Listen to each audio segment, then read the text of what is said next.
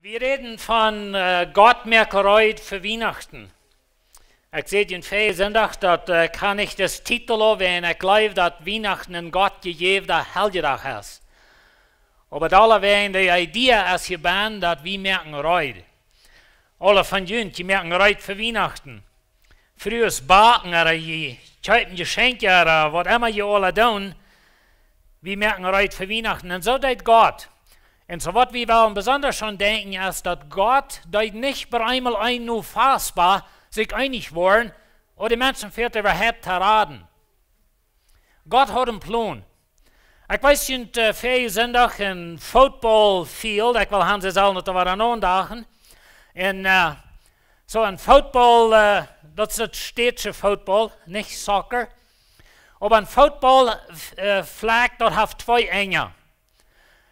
Und was ich will wissen mit das, oder das Beispiel brücken ist, dass Gott hat sozusagen zwei Enge, von wo er mit Menschen schafft.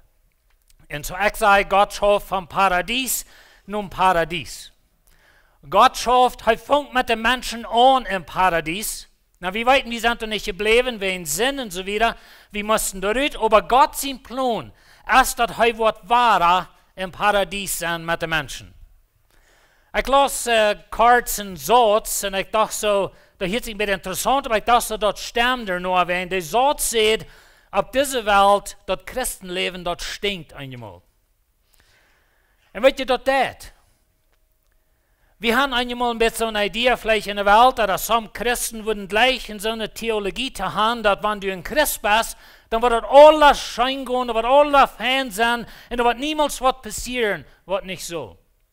Aber wir wissen rein alle in dieser Welt ist es nicht so stark. Wir haben alle Erlebnisse, alle, wo wir Dinge beleben, die nicht gut sind. Und durch Krankheit, und durch Tod, und durch Einsamkeit, und durch ein viel zu tun auf dieser Welt. Und so das Christenleben auf dieser Welt, das stinkt einmal. Red bloß mal mit so einen Menschen, die durch verfolgt worden, und verkehlt, und worden totgemerkt für ihr Glauben und so weiter. Wenn du das nicht hast, aus dieser Welt, dann würde ich die Tod nicht in Christ sein. Der Apostel Paulus sagt, dass wenn es nicht für die Ewigkeit ist, wenn es nicht für die Auferstehung ist, dann sind wir die ganz miserablichsten Menschen, die es gibt. Und weil wir nicht so eine Idee haben, dass wenn wir Christen sind, dann wird es alle Gott vor. Wenn du so eine Idee hast, dann wirst du die schrecklich täuschen in das Leben. Und so wie man eine ewige Sicht haben, so zu sein. Und so Gott hat einen Plan. Gott hat nicht bloß einen Plan für diese Welt. Die Bibel sagt, dass Gott liebt die Welt so sehr, dass er sie sehen darf. Und dort wir nicht, dass Gott das ein nur fast bei Beifall. Gott hat einen Plan. In Einzelheiten einen Plan. Und ich will Ihnen von der wahre some Dinge wissen. Und so das Football, ich sehe Ihnen für weg, das Football-Team, die haben Feuerziele. Ein Ziel ist, sie wollen den Ball 10 Yards wieder moven. Wenn ihr noch mal Football watchen, so wieder, und die sehen, dass die haben sich da alle auf einen Klappen haben, die wundern, was tut die. Dort hat zu tun mit, die wollen den Ball sein wieder zu kriegen. Und einmal rennen sie, das ist ein Running Game, einmal rennen sie den Ball, nächstes Mal schmieden sie den. Aber was sie wollen, ist 10 Yards wieder. Wenn sie den 10 Yards wieder kriegen, dann können sie frisch empfangen. Aber in der zweite Ziel ist, sie wollen einen Touchdown. Und das will ich von der Welt von reden, wo Gott seinen Touchdown. Ein Touchdown dort ist, wenn sie den Ball nun einkriegen, dann kriegen sie Puntos. Das dritte Ziel ist, sie wollen das Game gewinnen. Und das vierte Ziel ist, sie wollen den Super Bowl gewinnen. Da meint sie, wollen das erste Team sein in der ganzen States oder ganz Kanada, was immer das ist. Aber Gott hat einen Plan. Und Gott moved den wieder an. Galater Feuer, Vers Feuer. Du sagst, aber es die Zeit ist gekommen, wir wollen eine Zeit. Die Zeit, was Gott gesagt hat. Gott hat einen Plan, er hat eine Zeit gesagt. Wir wollen von der checken. Ich will Ihnen von der ein bisschen als Disziple aufschauen und sagen, wo Gott immer mehr und mehr Dinge rütnehmen, aber das klar wird, da kann bloß eine Person der Messias sein. Wenn das ja viele Menschen in der Welt die sagen, oh, weißt du, das ist alles ausgedacht von der Kirche, die Kirche hat Luther abgeschrieben und hat alles so angerecht. Und das ist nicht so, wie es ist. Das Alte Testament wird all 500 Jahre vor Jesus kam wieder vorig. 250 Jahre vor Jesus auf diese Erde, dann war das Alte Testament all in der griechischen Sprache übersetzt. Und weißt du, das ist nicht bloß, dass wir Christen das sein. Menschen können die Weltgeschichte lesen und dass sie Op Engels zei het documented, dat is geschreven, dat is vastgezet, dat dat passiert weer. En zodat we niet, dat God oder dat de kerk ein dag zich einig wordt, of we mal dat Oude Testament schrijven, we mal schrijven, wo God de Messias wordt in de wereld brengt, en we dat zo schrijven, dat wordt met Jezus stem. Dat we alle verher geschreven, dat we verher geprophezeit, dat dit wordt passieren. En ik wil je van jou sommige dingen wijzen, wat God deed, wat hij bij zijn touchdown kwam. En zo God heeft een plan, en hij schafft in das plan. Jezus is een bijzondere persoon. Hij is de einzige, wat in de Bibel gezegd wordt, dat hij wordt van de vrouw komen. Ik zeg je, het zijn nog een van de dingen, waar God den bal oder de tijd wieder moven, dat we hij de vrouw maakt. En hij zegt, daar is de vrouw, wat de Messias komt. En weet je, de Bibel is een interessant boek. We hebben lange enge in de Bibel, wat je niemals lezen. Zum Beispiel Matthäus, dat eerste kapitel, dat eerste eng, daar hebben we noemen van nu komen. En dat is immer nur den Vater. Abraham hat Isaac, Isaac hat Jakob, Jakob hat die 12 und so geht es wieder. Aber wenn wir bei Jesus kommen, dann sagt Gott, er all fertig, Gott sieht all dort im Garten Eden, er redet zu der Schlange und er sagt, der ist die früh nu kommen. Der ist die früh nu kommen, der wird die den Kopf vertlugen. Wir haben im Alten Testament, na das habe ich nicht selbst nur gelesen, aber ich lese dann andere Bücher, andere Menschen, die so eine Dinge studieren. Und sie sagen, wir haben ungefähr 333 Prophezeiungen. Na, some von diesen Prophezeiungen, dort ist vielleicht eine Prophezeiung gegeben, und Luther ist dann mit Bied und so weiter. Aber 333 Mal, wo wir eine Prophezeiung haben, was auf den Messias steht, und wo der wird kommen und so weiter. Und so, dort ist so, Gott schrift eine Adresse. Und die Adresse, die wird bloß in eine Person uitfallen. En die persoon is Jezus. Ik weet niet of je mal even gedacht hebt dat die adres, dat die traan van het eeuwige pad van de wereld. En weet je, ik kan een brief schrijven en die adres dan op en dan wordt het bij die aankomen. En zo dat beetje land waar du boven leeft, dat heeft een adres, die huis heeft een adres. En zo die adres die is apart van rein alle andere mensen in de wereld. En zo heeft God een adres geschreven voor zijn zin. En weet je, die adres, wanneer we die nu gaan, dan komen we bij den Messias. Dan komen we bij Jezus Christus. En dat is klaar, dat er kan bloos een persoon zijn. In 1 Mose 3:15, dat is de vers, waar ik van red, waar God redt, dat hij daar je vrouw komt, hij zegt zo dit. Du en de vrouw worden jullie vriendelijk zijn, en jullie nu komen worden zich niet lieden kunnen. Hij. So, dann geht noch eine Person. Heute wird die den Kopf verwunden und du wirst schon mit der Haak verwunden. Das ist die erste Prophezeiung, was wir haben, dass da wird ein Messias kommen, da wird ein Erlöser kommen, der wird den Feind seine Arbeit vernichten. Na, wenn das alles ist, was wir hatten, dann würden wir noch nicht so ein klares Bild haben, nicht, von was das wird sein. Aber das weißt du noch an. Und ich sehe nicht von Galater 4, Vers 4 aus. Die Zeit ist gekommen, wir schauen Gott sehen von der Frühgeburt. Und weet je, Jezus war eine interessante Person in der Hinsicht, dass er nicht ein irdischer Führer. Und da sagt die Bibel auch von Fuß an, dass er wird durch die Früh kommt. Ich sehe den Vers auch, dass in Epheser Kapitel 1, da sagt Paulus, dass vor Gott die Welt den Grund legt, hat er all bestimmt, in Christus der Lösung zu bringen. Und so werden wir dieses Zippel mal ein bisschen aufschauen. Wenn wir mal ein bisschen verlängern und sagen, wo der Gott mehr und mehr Dinge rausnehmen, die Wahrheit wird immer schmaler, von wer der Messias kann sein. Und weißt du, wir haben viele Menschen, von denen sie sagen, oh, weißt du, das bleibt nicht an, das ist alles gleich so und so weiter. Das ist alles, was ausgedacht ist, das sind bloß Geschichten. Das ist ein sehr berühmter Schreiber, C.S. Lewis. Er hat viele Bücher geschrieben und er hat in sehr interessanter Weise von Denken und von Dingen sein. Und er sagt so, er sagt, in dieser Welt wird fertig gesagt, dass Jesus wie ein guter moralischer Lehrer, aber nicht Gott. In C.S. Lewis Schriften, er sagt, Gott hat uns die nicht abgeladen. Du kannst nicht sagen, dass Jesus wie ein guter moralischer Lehrer und nicht glauben, dass er Gott wird. Wenn Jesus nicht Gott wird, dann wir heute gerade der Lehrer, was er jemals gegeben hat. Und wo kannst du sagen, dass ein Lehrer ist ein feiner moralischer Lehrer? Oder das ist eine feine moralische Person. No, das ist gerade der Lehrer, das ist gerade der Verführer. Und so Jesus ist entweder oder Gott, de Teufel selbst können sein. Dort waschen hat Gott uns nicht gelassen. Und Gott hat Jesus seine Adresse so geschrieben und so geprophezeit und so aufgedeckt, dass es so klar ist, heißt entweder eure Gott, oder heißt der Gradste alleine und der Verführer, was wir ever gehört haben. Und so, wir können nicht sagen, dass Jesus erst bloß ein feiner Lehrer. Na, er wir ein feiner Lehrer, aber er wir Gott. Und so hier in dieser Prophezeiung, da haben wir so zu sein, in so einer breiter Weg. Gott sagt, der ist der Früh, wo der Messias kommt. Aber weißt ihr, diese Früh hier im Garten Eden, der repräsentiert rein alle Frühs auf der Welt. Und so Gott sagt, der ist der Früh, aber wo nicht?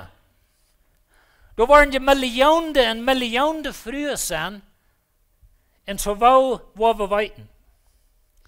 Wenn wir die Geschichte wiedergehen, dann kommen wir bei der Geschichte von Noah. Na, wir wissen, dass Gott in der Welt, verdorben die Welt, der Mensch hat herauf, mit der Sintflut und so wieder, wenn Sinn und so.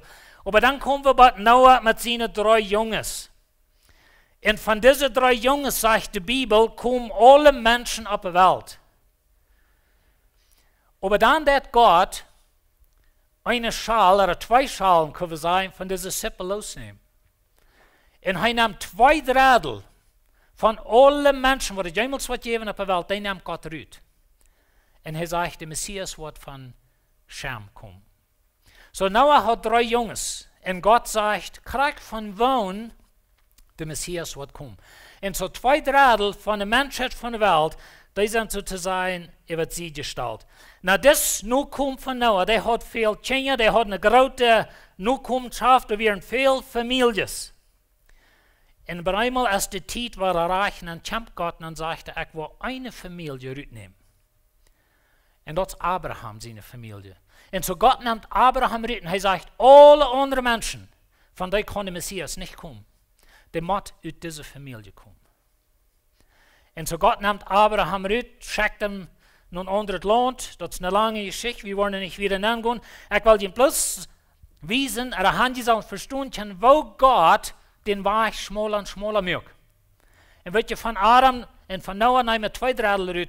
Und dann von Noah sind 1 Drittel, dann nimmt er eine Familie raus.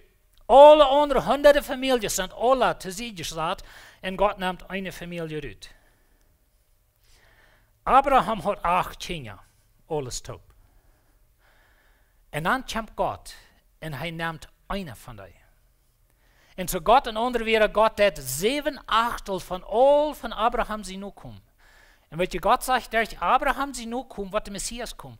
Und dann nimmt Gott 7/8 von alle von Abraham sie nur kommen, den nimmt Gott raus.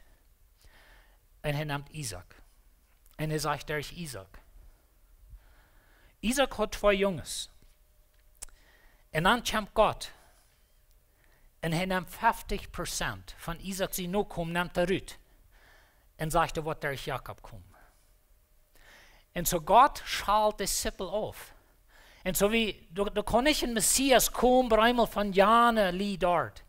Gott hat vorher gesagt, von Abraham, von Isaac, von Jakob. Jakob hat 12 Jungs. Und diese 12 Jungs, dort wären die 12 Stamm von Israel. Und dort gibt es ein großes Fleck, ein großes Volk. Gott sagt zu Abraham, die nur kommen zu sein, aus der Sonne am Meer, als die Stieren zum Himmel. Und so ist Jakob und das Volk dort vermehrt sich durch seine 12 Jungs. Und dann kommt Gott und dann nimmt er 11/12 von allen Rüten, sagt, von dieser kann es nicht sein. Und er wählt sich Juda. Und er sagt, durch Juda wird der Messias kommen. Und so wie kann sein, wo das Weg wird schmaler und schmaler. Und das fängt an mit der Früh, aber da sind Tausende, Millionen Frühs. Und so dann geht es drauf, nur Abraham, nur Isaac, nur Jakob, nur Juda. Und der Weg, der wird immer schmaler, wo Gott sagt, der Messias wird in der Welt ankommen. Juda hat eine große Familie, Juda hat viel Nachkommen. Und da werden viele Familien und Juda seine Nachkommenschaft. Aber das wird von dir kommen. Dann haben wir die interessante Geschichte, wo Gott einen Tag Samuel schickt. Nur eine Familie. Und er sagt, Jesse, aus dir wird kommen. Und so haben alle Nachkommen von Juda mitgenommen, bitte eine Familie. Und er sagt, von dieser Familie wird der Messias kommen. Na, Jesse hat 8 Kinder. Und wir hatten die Geschichte, wo die durch bei Samuel vorbeiging. Und Samuel dachte immer, okay, das ist. Und dann sagt Gott, nicht das, nicht das, nicht das, nicht das, was wir schließlich bei David sind.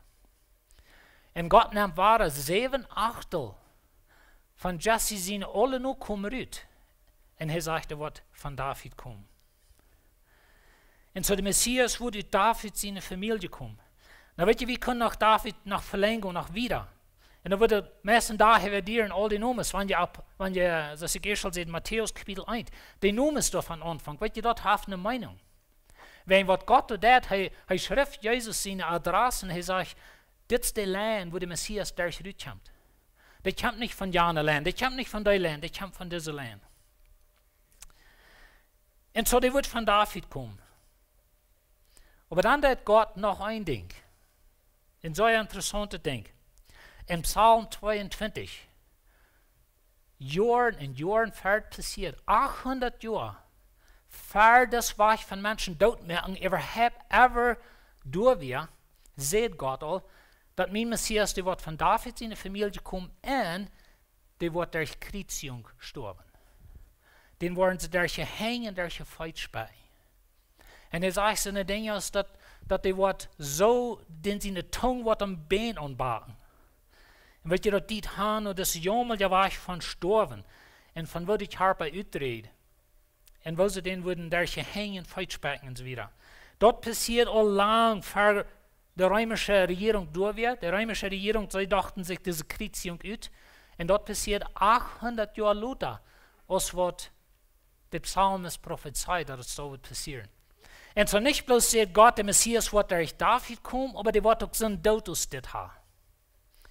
Und das sind verschiedene Dinge, was Gott sagt. Er sagt zum Beispiel, dass sie wollen am Verkaufen für 30 Silberstecker. Wisst ihr, das ist interessant, Silberstecker. Nicht Goldstecker, Silberstecker. 30.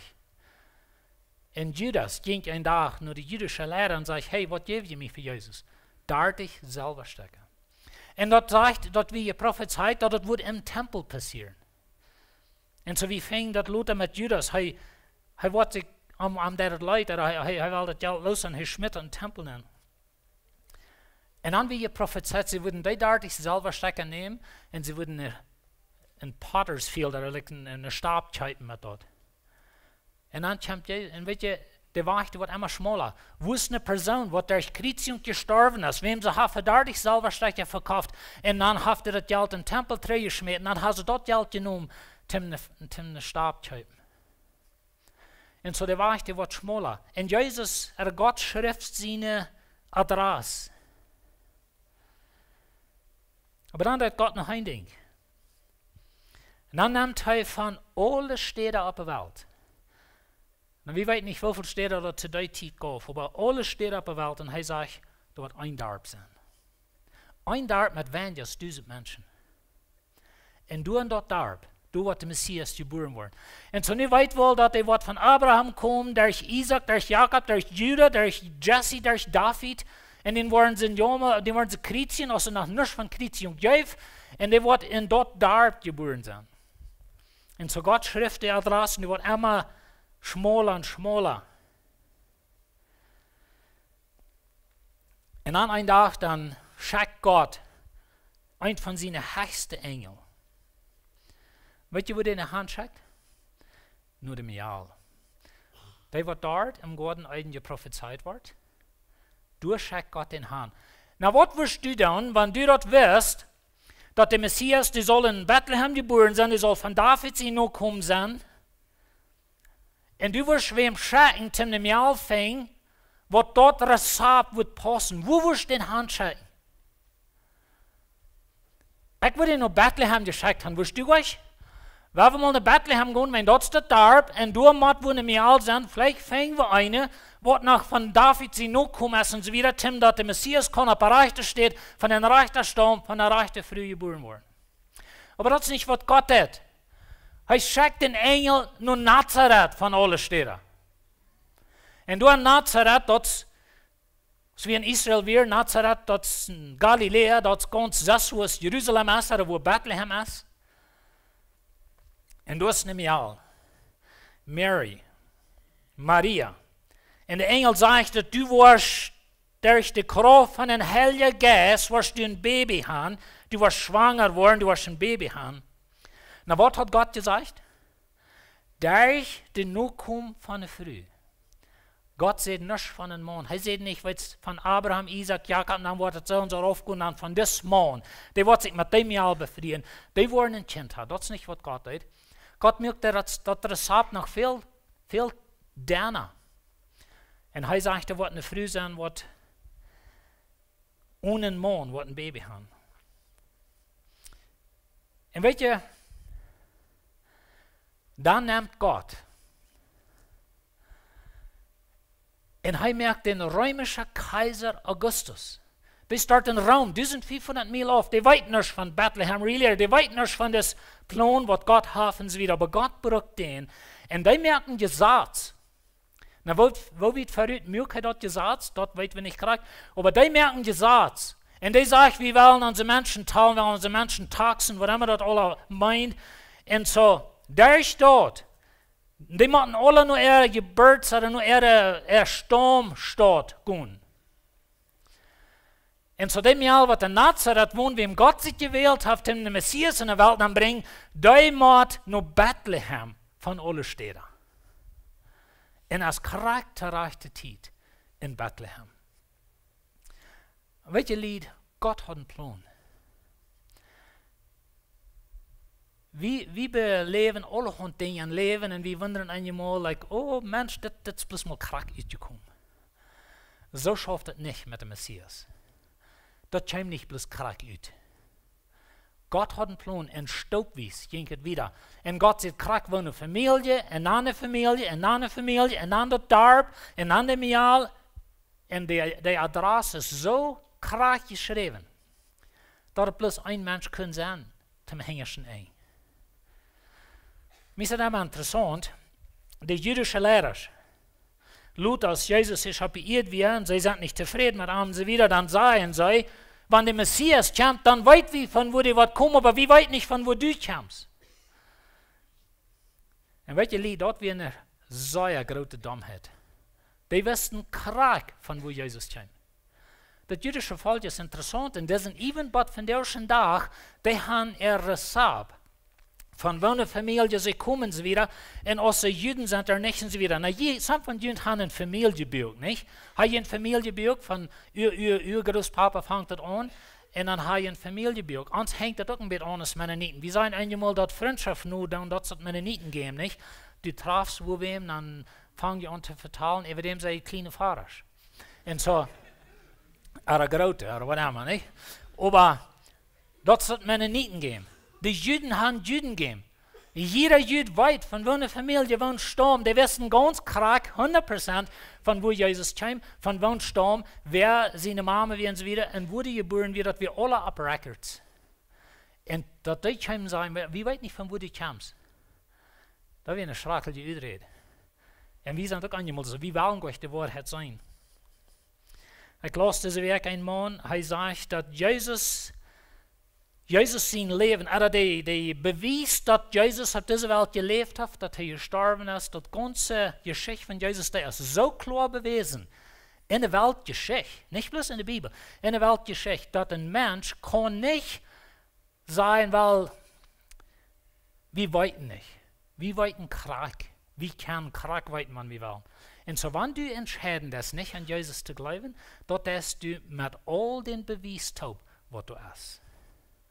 Dort gibt Menschen, sie sind Atheists, nennen wir die auf Englisch, Menschen, die nicht an Gott leben, aber dort werden sie haben entschlossen, es dort zu sein. Du kannst dort nur firmen, du kannst dort nur studieren. Und weißt du sind so eine Männer als Josh McDowell und Lee Strobel, das sind Schreiber, was ich einmal lese, das sind beides Männer, die Atheists wären, aber irgendwer hat ihn vielleicht gedreven, oder sie haben selbst entschieden, nur zu studieren. Das ist die Bibel so. Und sie sind beide zum Glauben gekommen, Christen geworden, das gibt noch viele so Menschen, während der Beweis ist so überwältigend, das ist so overwhelming.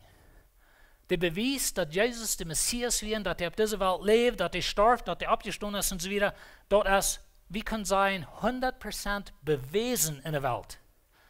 Und dann kannst du die Bibel ganz zu sich schmieden und danach prüfen, dass Jesus auf dieser Welt lebt. Weißt du, wohin? Wenn Gott schreibt, Jesus seine Adresse, und er schreibt es so schmal, dass der Brief kriegt, nur der rechte Adresse kommt. Gott hat einen Plan. Da wären zwei Männer. Einer heißt Peter Stoner und eins Robert Newman. Diese beiden Männer, sie haben ein Buch geschrieben, das nennt sich Science Speaks. Und so in das Buch, sie haben ausfinden, okay, was ist die Gelegenheit, dass Dinge bloß so für selbst passieren? What are the odds, würde man auf Englisch sagen. Like what's die Gelegenheit, dass das Ding bloß einfach so ausgekommen?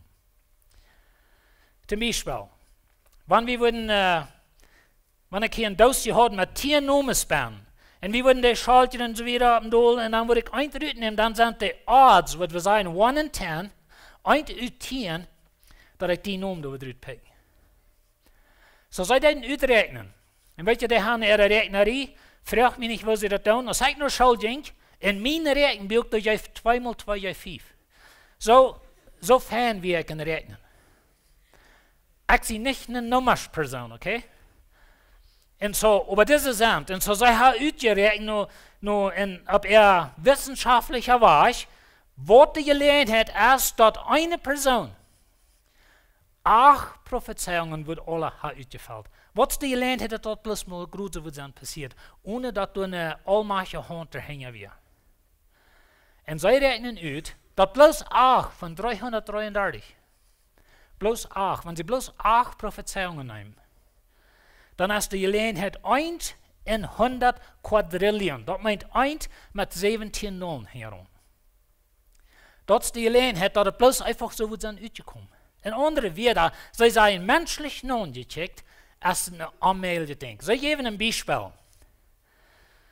Sie sagen, wenn wir würden, sie nennen Silver Dollars, aber wenn wir sagen, ein Tiener, mexikanischer Tiener, die sind ungefähr gleich groß. Und wir würden 2 Show, eine Schicht, über ganz Texas, überschäden. 2 Show, sie sagen, das Nummer ist so schrecklich groß, dass ihr 2 Show von Silver Dollars über die ganze Stadt von Texas. Dann wird es einen blanken Mann haben. Und der wird von Dallas rübergehen, in eine Richtung. Dann muss einer wird vielleicht für 3 Tage gehen, dann wird er Stahl holen und sich raufbiegen, ein kleines bisschen rumgraben, dann wird er einen Dollar haben, was ein schwarzer Ex bauen. Du hast $1 Mank in der ganzen Stadt von Texas, was ein schwarzer Ex überhaupt. Was ist die Gelegenheit, dass ein blanker Mann in eine Richtung von Dallas wird rübergehen und die wird bloß korrekt den rechten Dollar treffen? Sie seien so groß als die Gelegenheit, dass eine Person 8 von den Prophezeiungen wird in Erfüllung bringen, was Gott für den Messias gab. Weißt ihr, Lied? Gott schreibt eine Adresse. Und die Adresse, die wies nur den Messias. Und als die Zeit erfüllt wird, dann hat Gott einen Touchdown. Und dann einmal dann, als der Engel geschickt nur dem Jahr, dort in Nazareth, und der trägt nur Bethlehem, kriegt der rechte Zeit. Und dort wird der Messias geboren, kriegt der rechte Zeit. Ich sehe Ihnen gleich viel Sonntag, dass ich mal ein Studium von wo die Welt reut gemerkt wird für den Messias. Und weißt du, die römische Welt, zu der Zeit, dass Jesus hier war, als Paulus predigt hat, die Welt wird so reut gemerkt, dass never vorher das Evangelium verbreiten. Mit Schäpen, mit Wehen, mit verschiedenen Dingen. Und so als die Zeit erfüllt wird, schickt Gott sein Sehen. In Matthäus 1, Vers 22 und 23, du liest, was es steht. Dass alle durchwehen so rumgekommen, dass das so weit aus der Haar durch die Propheten gesagt hat, die du seht, check einmal, einem Jahr wird schwanger sein und wird ein Sehen zur Welt bringen.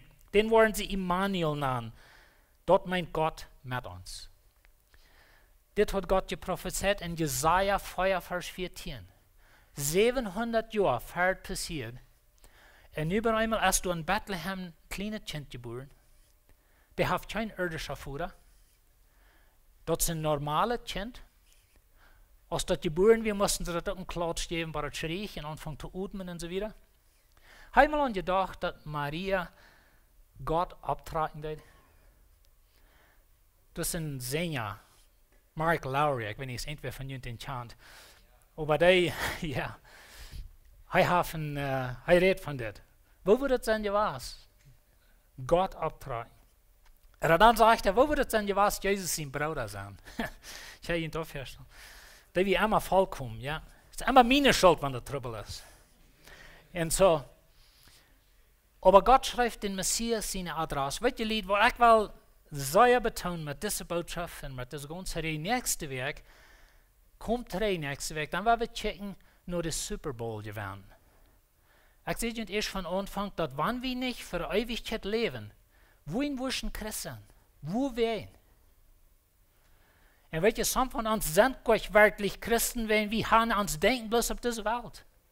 Aber wenn wir nicht für Ewigkeit denken, wir wollen nächstes Jahr noch checken, wo Gott geplant hat, was er prophezeit hat, some von den Dingen, von wo er wird der Super Bowl gewonnen. Sag in der Bibelschule wir, dann hat wir ein Buch, dann wir Offenbarung studieren, und das Buch, was wir hatten ein Buch, was wir mit dort Taub studieren, und das Buch nennt sich The Triumph of the Lamb, der Sieg von das Lamm. En weet je, wie wel nog sommige dingen checken in Offenbarung, en wo dat Lamm Gottes, wo das Messias, wat hier in Bethlehem geboren wird, den zijn adres, wat Gott geschreven heeft, en wat kraak uitgekomen is. Maar weet je, dat is nog een ding, wat Gott kraak een adres voor geschreven heeft, en dat zijn tweede komen. En wo Jezus als de Sieger over rein alles, de Haar van de Haaren, de König over alle Könige, wo die komt. En weet je, lied, wanneer we niet in eeuwig denken hebben, dann sind wir miserabel, die Menschen. Das Christenleben für diese Welt meint nicht. Na, ich weiß das, vielleicht höre ich noch Predigers, was sagen, oh, wenn du nicht glauben hast, wirst du reich sein und wirst immer gesund sein, wirst immer das sein. Ich will dir tun, das vorzuschmieden. Na, nicht vorzuschmieden, dass Gott uns nicht hält. Und er hat versprochen, mit uns zu gehen. Er hat versprochen, der Touchdown, der kommt. Er hat versprochen, dass er uns raten. Und er hat in Jesus geschickt und so wieder. Wir haben die Erlösung. Und wir wollen einen Tag hier rausgeraten. Wir wollen einen Tag, und wir am Paradies sind. Vom Paradies zum Paradies, dort kommt. Aber diese Welt ist gefallen. In dieser Welt beleben wir sehr ammerliche Dinge. Dinge, die sehr traurig sind. Dinge, die wir nicht verstehen können. Weil wir nicht durch abgeben werden, durch kommt ein Touchdown. Und weißt du, ein Sportsteam, dort sind so interessante Menschen für mich immer, die beobachten. Und so, die spielen mit ihr ganzes Hort. Und einmal verspielen sie im Leben, oder einmal machen sie den Ball mal ein zu drehen, oder was immer du ist. Das geht nicht alle reich. Aber die haben ein Ziel, und das ist der Touchdown, das ist der Game gewonnen, das ist der Super Bowl. Und die spielen für dort. Und weet je, ik deed deze week een beetje durchchecken, hoeveel Mal Jesus sagt, dat er in zijn reden en de dingen wat passeren, dat wordt in het Testament, in de eerste Feuerbeker, ik wil je een mal dort studieren, in de eerste Feuerbeker van het Testament, Matthäus, Markus, Lukas en Johannes, dort mal studieren, hoeveel het zegt, dit passiert, wenn dat geprophezeit wird. It's amazing. Gott hat een adres geschreven. Für dein Leben. Und weet je, Lied, wie können uns wählen, in dieser Adresse zu leben? Wie können uns wählen, Gott zu glauben? Oh ja, er hat einmal sein Versprechen gehalten, aber wer weiß, dass er noch einmal wird? Wie können uns 100% sicher sein, dass er wird? Gott wird sein Versprechen halten. Und weet je, wann wir glauben halten? Dann haben wir einen Touchdown. Dann haben wir eine Zeit in uns Leben oder in unserer Zukunft, wo keine Krankheit mehr wird sein, kein Tod, kein Begrafnis, keine Einsamkeit, kein Krieg. Da wird schein sein. Wollt ihr sein?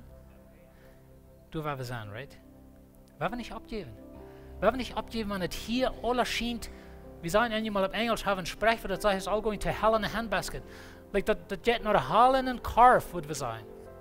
So ist das Leben fertig. Und die Dinge, die verfallen. Wir haben einen Traum in uns Leben. Wir haben vielleicht alle Hände geplant, was wir wollen tun. Und auf einmal, bang, dann hast du Träfer, dann hast du das oder das und das ist alles verfallen. Lied, wer wir für die Ewigkeit leben. Was für Ewigkeit leben. Das lohnt sich. Du kannst den Touchdown. Jesus hat versprochen, weiter zu kommen. Du kannst einen Tag, wo Herr wird Piet wird kommen. Und eigentlich, wenn wir uns leben, wie sind du? Praise the Lord. Und weißt du, der Messias kommt zum ersten Mal. Der war geboren. Jesus hat, oder Gott hat einen Touchdown so zu sein. Aber Gott hat versprochen, er wird den Super Bowl gewinnen. Ich will an das Team sein, Tim den gewinnen. Ich würde fragen, dass ihr abschließen. Wenn wir uns heute anchecken, wenn du irgendwas in deinem Leben hast, du sagst, okay, mir fehlt Gebet oder so wieder, kommt hinfern, wie uns Lehrer schon hier sind, und das Gebetsteam ist available. Vielleicht sind du Dinge in deinem Leben, dort ist auch recht gegangen, und du wunderst, als das wird das Christenleben leben, als das wird an Jesus leben, dass sie rein alle verfallen. Dann wollte ich von der Mut merken, wie warum will ich mit dir zu beten, oder sagt die Sache, wie wir mit dir zu können beten, aber weißt du, das Leben auf dieser Welt, das stinkt einmal. Aber wir leben nicht für hier. Wir leben für Ewigkeit. Und so, wenn dir Gebet fehlt, an ein Ding, diese Werk oder so wieder, vielleicht bist du angeworden, du bist krank, oder du hast was arg, oder was immer das ist. Wir sind hier, um uns zu ihnen unterhalten. Weißt du, wir brücken uns zu ihnen unter. Aber wir leben nicht für hier.